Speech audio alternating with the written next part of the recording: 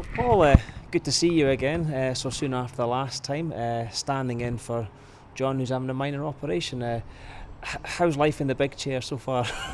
It's fine, been busy and obviously being in contact with John every day, everything, we're prepared a couple of weeks ahead all the time, so we knew where we were. So as I say, we've been in conversation 2 or 3 times today.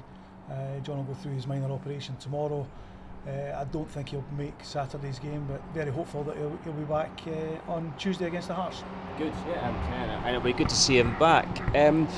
We're here to talk about the next game, East Fife here on Saturday. It's great to have our first competitive match back on Saturday.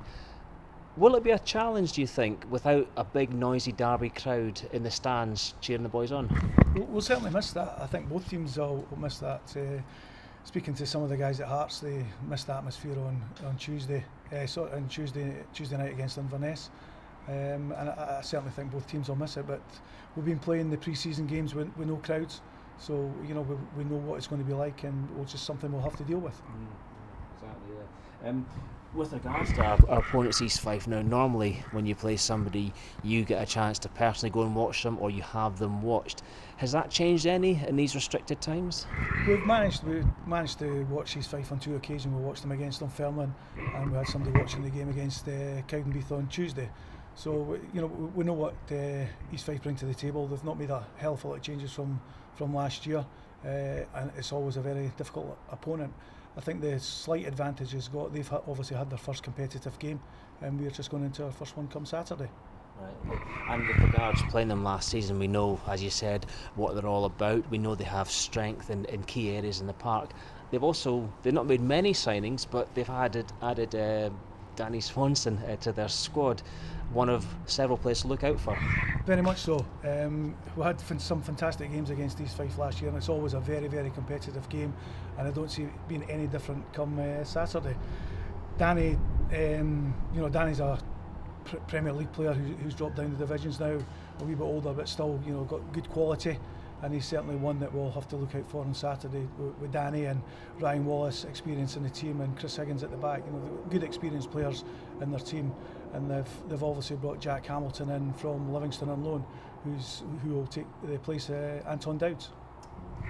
And finally, after Saturday, the next big obstacle is Hearts away. We're not going to get ahead of ourselves and talk about that one, but a derby game is a really good preparation for a game against a team you'd expect to be one of the leading lights in the Championship this season. Yeah, if anyone finishes above Hearts at the end of the season, they'll be league champions. There's no doubt about that. Hearts are red hot favourites to go and win the league, and it'll be it's going to be a fantastic week to be back playing football, competitive football, coming up with Saturdays, Fife, Hearts, and then looking forward to the first league game against Arbroath. So it's fantastic to look forward to, and again, the biggest disappointment is that the fans won't be here to be with us.